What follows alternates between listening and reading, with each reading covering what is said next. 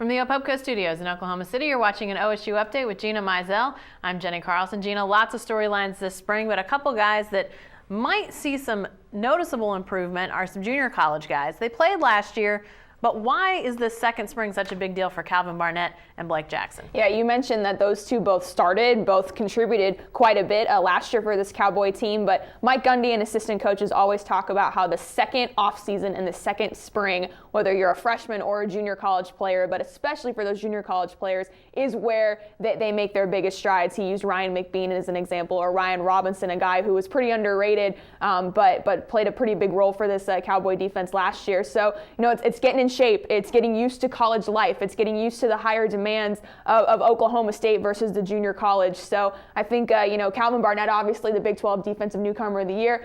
Jackson was second on the team in receiving yards last year. I think that a lot's going to be expected out of both of these guys next year. How much of an improvement could we see? I mean, Barnett especially played at such a high level last year. How much more improvement could we really see out of him? Jackson seemed like he has a ceiling for improvement, but talk about that. Yeah, I think Barnett is more a physical thing, again, getting in better shape. He plays defensive tackle, so you're going to have a lot of weight, but making sure it's the right kind of weight. It's muscle, and maybe eating better and things like that. But yeah, you mentioned Jackson. I think he's a guy that should improve. I mean, he's a person who he was in the system last year, but his route running was pretty limited. He had problems catching the football. So hopefully for Cowboy fans, he's a guy who got on the jugs machine and was catching a lot of footballs and just being able to study the system a little bit more and maybe just have more smarts and just kind of learning all that aspect. So that's what I would expect to see from him this spring. All right, thanks, Gina. Be sure to stay with the best coverage team anywhere at newsok.com and every day in the Oklahoman.